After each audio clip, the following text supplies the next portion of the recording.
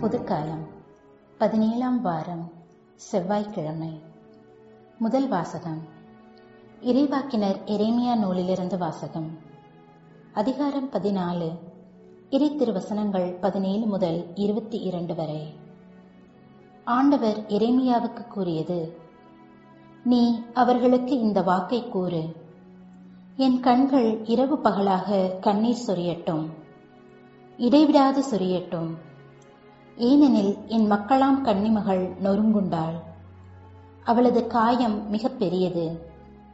வயல்வெளிகளுக்குச் சென்றால் இதோ வாளால் மடிந்தவர்கள், நகரில் நுழைந்தால் இதோ வாளால் மடிந்தவர்கள், நகரில் நுழைந்தால் இதோ பசியால் நலிந்தவர்கள். இறைவாக்கினரும் குருக்களும் தங்களுக்கு முன்பின் தெரியாத நாட்டில் அலைகின்றனர். நீர் யூதாவை முற்றிலும் புறக்கணித்து விட்டீரா? சீயோனை உள்ளம் வெறுத்து விட்டதா? நாங்கள் குணமாக முடியாதபடி ஏன் எங்களை நொறுக்கினீர்? நாங்கள் அமைதிக்காக காத்திருந்தோம், பயனேதும் இல்லை. நலம் பெறும் காலத்தை எதிர்பார்த்திருந்தோம், பேரச்சமே மிஞ்சியது. ஆண்டவரே, எங்கள் குற்றத்தையும் எங்கள் மூதாதையரின் தீமையையும் நாங்கள் ஏற்றுக்கொள்ளுகிறோம். நாங்கள் உமக்கு எதிராய் பாவம் செய்தோம். பெயரை முன்னிட்டு எங்களை உதறி தள்ளாதீர். மாட்சிமிகு அரியணையை அவமதிக்காதீர்.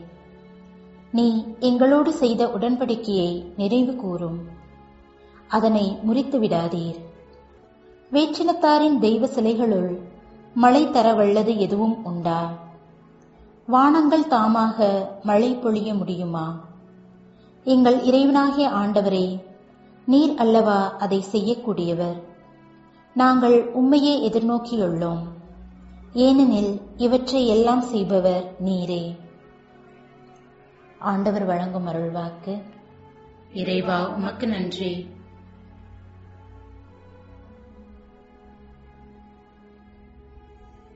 நற்செய்தி வாசகம் புனித மத்தேயு எழுதிய நற்செய்தியிலிருந்து எடுக்கப்பட்டுள்ளது. அதிகாரம் 13, வசனங்கள் 36 தொடக்கம் 43 வரை. அக்காலத்தில் இயேசு மக்கள் கூட்டத்தினரை அனுப்பிவிட்டு வீட்டுக்குள் நுழைந்தார். அப்போது அவருடைய சீடர்கள் அவர் அருகே வந்து, வயலில் தோன்றிய களைகள் பற்றிய உவமையை எங்களுக்கு விளக்கிக் கூறும் என்றனர். அதற்கு இயேசு பின்வருமாறு கூறினார்: நல்ல விதைகளை விதைப்பவர் மனுமகன், வயல் இவ்வுலகம். நல்ல விதைகள் கடவுளின் ஆட்சிக்குட்பட்ட மக்கள், களைகள் தீயோனைச் சேர்ந்தவர்கள். அவற்றை விதைக்கும் பகைவன் அலகை. அறுவடை உலகின் முடிவு. அறுவடை செய்வோர் வானதூதர். எவ்வாறு களைகளை பறித்து தீக்கிரையாக்குவார்களோ அவ்வாறு உலக முடிவிலும் நடக்கும். மானிட மகன் தம் வானதூதரை அனுப்புவார். அவர்கள் அவருடைய ஆட்சிக்கு தடையாக உள்ள அனைவரையும் நெறிகட்டோரையும் ஒன்று சேர்ப்பார்கள். பின் அவர்களை தீச்சுளையில் தள்ளுவார்கள். அங்கே அழுகையும் அங்கலாய்ப்பும் இருக்கும். அப்போது நேர்மையாளர் தம் தந்தையின் ஆட்சியில் கதிரவனைப் போல ஒளி வீசுவர். கேட்க செவி உள்ளவன் கேட்கட்டும் என்றார். இது கிறிஸ்து வழங்கும் நற்செய்தி. கிறிஸ்துவே, உமக்கு புகழ். பிரியமானவர்களே, ஒரு நபர் காலையில் ஆலயத்திற்கு சென்று கடவுளிடம், இறைவா, என் வாழ்க்கையில் பொறுமை என்பதே இல்லாமல் இருக்கின்றது. எளிதில் பதற்றப்பட்டு கோபப்பட்டு உணர்ச்சி வசப்படுகின்றேன். இதன் காரணமாக என் உறவுகளும் என் உடல் நலமும் பாதிக்கப்படுகின்றன. நான் பொறுமையாக இருப்பதற்கு எனக்கு வரம் தாரும் என்று ஜெபித்தார். பின்பு ஆலயத்திற்கு வெளியே வந்த அவர் அடுத்து வெளியூர் செல்ல வேண்டிய வேலை இருந்ததால் தொடர்வண்டி நிலையத்திற்கு வந்தார்.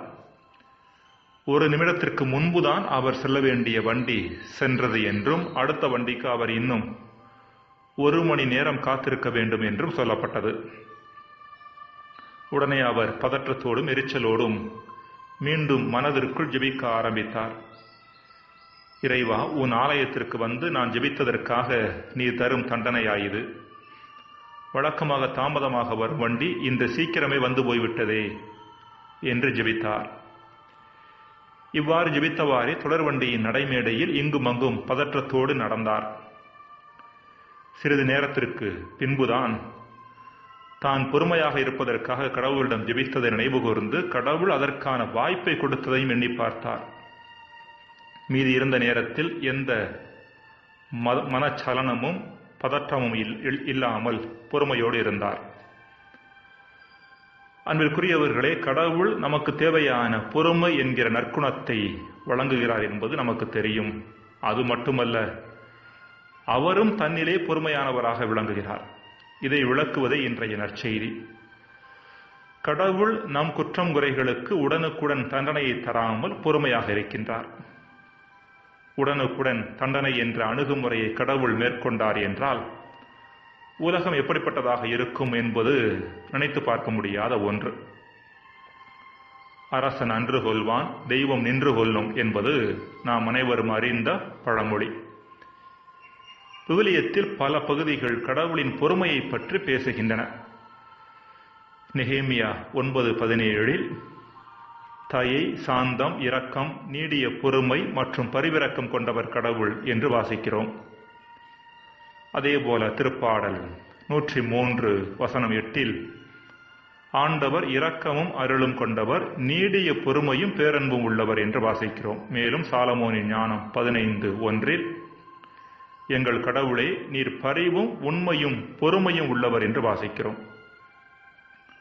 அன்பிற்குரியவர்களே, கடவுள் இவ்வாறு பொறுமையாக இருப்பதற்கான காரணம் களைகள் என்றாவது கோதுமைகளாக மாறிவிடாதா என்ற ஆசையினாலும் எதிர்பார்ப்பினாலும் தான்.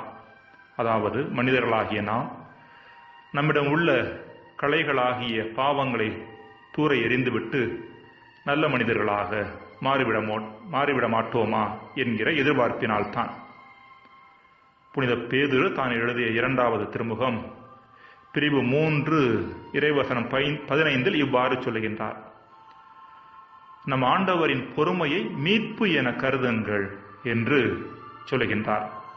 அதாவது ஆண்டவர் பொறுமையோடு இருப்பது நாம் மீட்பை நோக்கி நடப்பதற்கான வாய்ப்பாக இருக்கிறது என்கின்ற முறையில் அதை அணுகுங்கள் என்று சொல்கின்றார். கடவுள் நம் குற்றம் குறைகள் மட்டில் பொறுமையாக இருந்தாலும் நாம் நம் குற்றங்கள் மட்டில் பொறுமையாக இருப்பது ஆபத்தானது. பின்னால் நம்மை திருத்திக் கொள்ளலாம் என்ற எண்ணம் மோசமானது. ஒரு கதை சொல்வார்கள். தலைமைச் சாத்தான் ஒரு முறை தன் பரிவாரங்களோடு கூட்டம் நடத்தியதாம். மனிதர்களில் பலர் கடவுள் பக்கம் திரும்பிக் கொண்டிருக்கின்றார்கள். மேலும் நரகத்திற்கு வரும் நபர்களின் எண்ணிக்கையும் குறைந்து கொண்டிருக்கிறது. எனவே என்ன செய்யலாம் என்பதை பற்றி விவாதிப்பதற்காக அந்த கூட்டம் ஏற்பாடு செய்யப்பட்டிருந்ததாம். ஒரு சாத்தான் எழுந்து மனிதர்கள் மனமாறுவதற்கான முக்கியமான காரணம் கடவுள் நம்பிக்கையே. எனவே கடவுள் இல்லை என்கிற செய்தியை பரப்பிவிட்டோம் என்றால் அவரில் நம்பிக்கை கொள்வோரின் எண்ணிக்கை குறையும் என்று தன் கருத்தை வெளிப்படுத்தியது. உடனே மற்றொரு சாத்தான் எழுந்து அதெல்லாம் நடக்காத காரியம். காரணம், பிறக்கின்ற ஒவ்வொரு குழந்தையுமே கடவுளை பற்றிய உணர்வோடு தான் பிறக்கிறது. வேண்டுமானால் மோட்சம் என்ற ஒன்று இல்லை, அது வெறும் கட்டுக்கதை என்ற செய்தியை பரப்பிவிடலாம். காரணம், மனிதர்களில் பலர் நல்லவர்களாக வாழ்வதற்கான முக்கியமான காரணம் தங்களுக்கு மோட்சம் கிட்டும் என்ற ஆசையை என்று மொழிந்தது. அப்பொழுது மற்றொரு சாத்தான் எழுந்து இதுவும் சரியான யோசனை அல்ல, காரணம் தாங்கள் இப்பொழுது அனுபவிக்கிற மகிழ்ச்சியை விட மேலான பேரின்ப மகிழ்ச்சி உள்ள இடம் ஒன்று உண்டு என்பதை எல்லோரும் ஆழமாக நம்புகின்றனர். வேண்டுமானால் ஒன்று செய்யலாம், வாழ்நாள் மிகவும் நீண்டது, எனவே உடனடியாக மனமாற வேண்டிய அவசியமில்லை, மெதுவாக மனமாறிக்கொள்ளலாம் என்ற ஆசையை மனிதர்களில் தூவலாம். மனிதர்களும் தங்கள் மனமாற்றத்தை தள்ளி போட்டு இறுதியில் பாவிகளாகவே மடிவார்கள் என்று சொன்னதாம். உடனே தலைமைச் சாத்தான் முதற்கொண்டு எல்லா சாத்தான்களுமே இது மிகவும் சிறந்த யோசனை, மெதுவாக மனமாறிக்கொள்ளலாம் என்ற எண்ணம் எல்லாரையும் பாவத்திலே வாழத் தூண்டும் என்று சொன்னார்களாம். தொடர்ந்து பாவத்தில் வாழ்ந்த இஸ்ரேல் மக்களை இறைவன் மக்களே என்னிடம் திரும்பி வாருங்கள் என்று அழைத்தார். ஆனால் இஸ்ரேல் மக்களோ தங்களுடைய பாவ வாழ்விலே நிலைத்திருந்தனர்.